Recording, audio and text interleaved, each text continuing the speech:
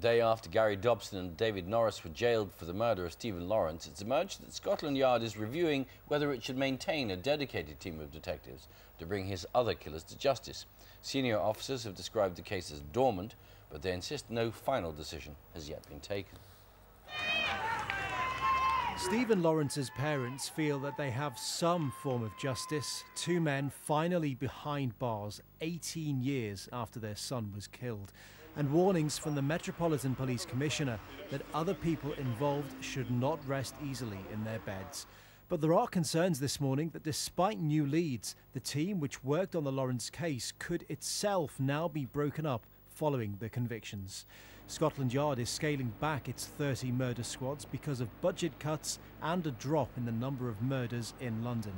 Senior officers are describing the case as dormant with no live lines of inquiry, meaning the Stephen Lawrence team could be in a vulnerable position because those who work in it work exclusively on this case.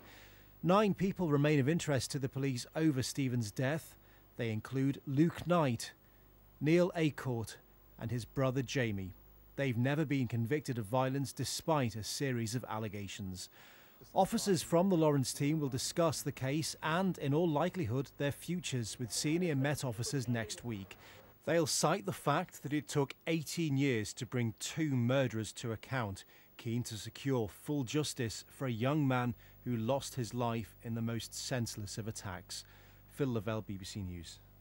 And we're discussing the future of the Stephen Lawrence investigation with the criminologist Roger Grafe in just a couple of minutes.